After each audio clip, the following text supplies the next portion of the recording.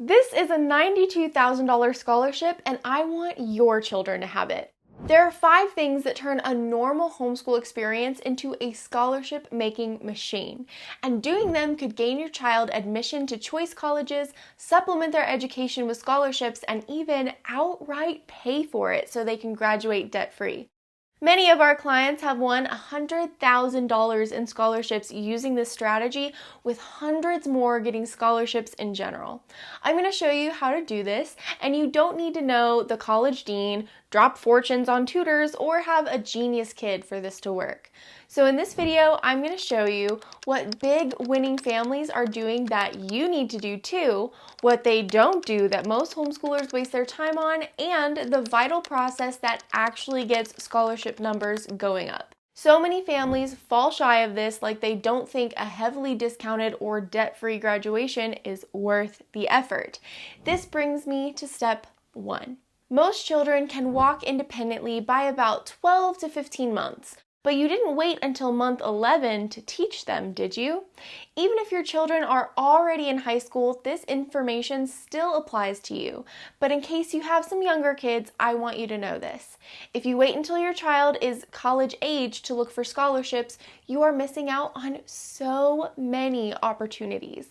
This step has a few moving parts, so pause and write down what you need to. First, keep the curriculum rigorous. As a homeschool parent, you don't want to make your children hate learning, but you don't want it to become too easy either. Keep your children challenged without exhausting them, and feel free to swap curriculum mid-year if it's too easy or too hard. Second, make test preparation part of your day-to-day curriculum.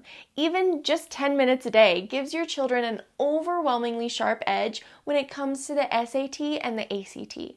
If they're in high school, these tests are a must, but they can actually take the PSAT as early as 8th grade. Academic excellence early, remember? Real talk, I've seen parents add test preparation into their children's curriculum in 6th grade. So they've actually been practicing for 2 full years before they ever take the PSAT. Do you think those kids paid for college? You really want to maximize test scores so that they can compete for those automatic merit scholarships. They're some of the biggest. Third, often children are naturally better at one standardized test than another. Give your student practice from both the SAT and the ACT without studying first. If they do better on one, make that the test that they prepare for. Why not start off with the one that is naturally easier for them? Like I said, automatic merit scholarships are some of the biggest, and they're earned from taking these tests. Colleges get really competitive over high scores, and they show their love by offering your student those high scholarships to choose them over the other schools. Take every opportunity to give your child that big step up. I have a free score comparison chart in the description so you can see which test your student naturally scores better on. Now you know the road you want to be on, so let's put up the guardrails with what families waste their time doing. If you didn't know, I'm Alex the Homescholar, and I serve thousands of homeschool families all across the globe. Here's the #1 mistake I've seen across homeschooling. Imagine if just walking through a door could guarantee your child scholarships. I see some parents doing the equivalent of spilling Legos throughout the hall, knocking holes in the floor, and turning the lights out as if they want obstacles in front of the door. Thousands of families choose to be disorganized. They choose not to put papers away and not date the homework because they think they'll remember. Can you remember what you had for dinner 2 weeks ago? You want to keep homeschool records documented and organized because those documents get your child in, and they can win scholarships all by themselves. So, how do you take action on this? You're going to keep track of what your child did, when they did it, and how many hours they did it for. That alone should save you a lot of headaches and kickstart your transcript.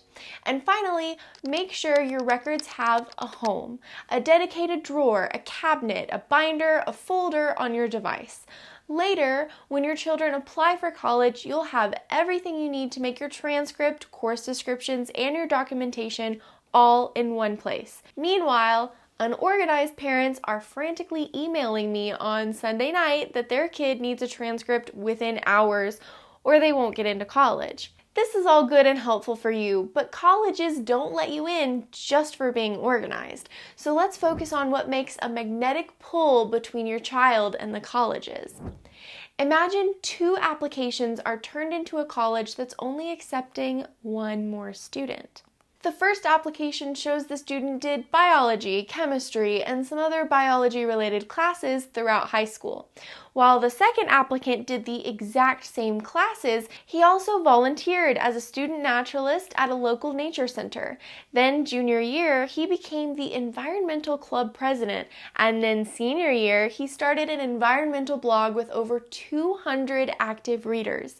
You see how different that is, don't you? Though both students have the exact same classes, it's the interests of the second applicant that make them far more likely to be accepted. I've even seen personal interests on the transcript do better than the student who took AP classes.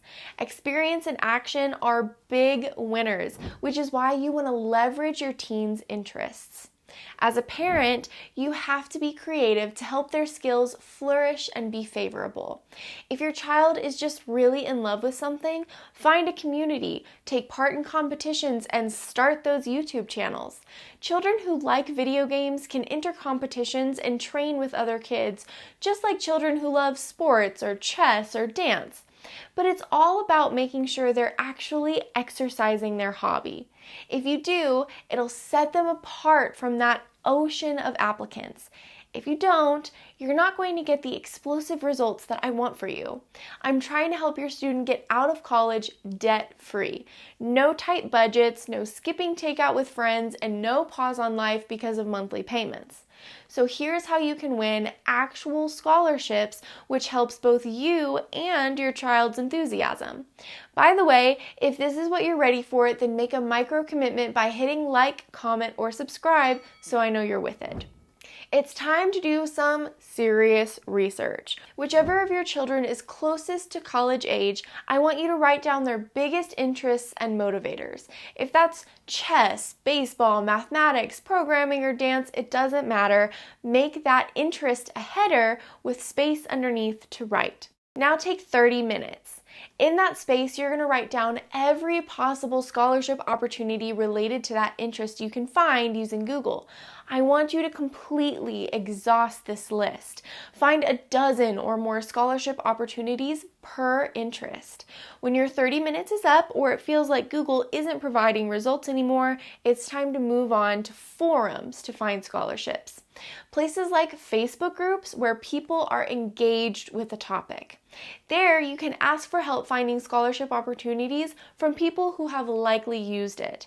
The awesome thing about a Facebook group is that after you've commented your questions and queries, you can leave it overnight and still come back to answers. It's a passive way to gain information. And if you see a scholarship opportunity that feels small, do not pass it by.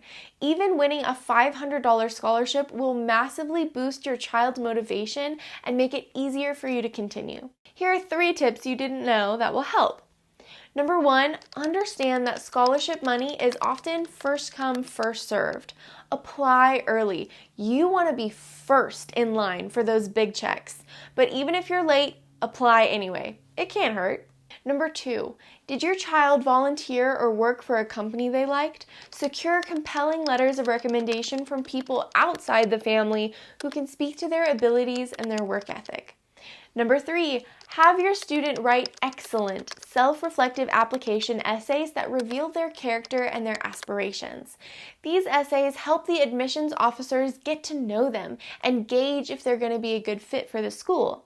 If your teen spends 10 hours on an essay and won a $500 scholarship, celebrate. That is $50 an hour and well worth your time.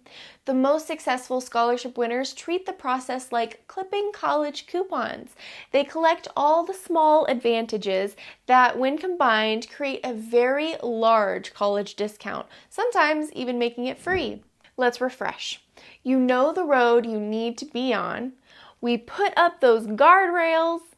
And how to get going on that road. But there's one problem. If you're not in the right mindset, it doesn't matter how much you know, you won't be motivated properly. I've seen parents follow every single thing in this video and still lose because there's a critical problem that's so detrimental it stops any of this from working. So to help with that, I've made this video to address the issue so you can gear up for scholarships properly.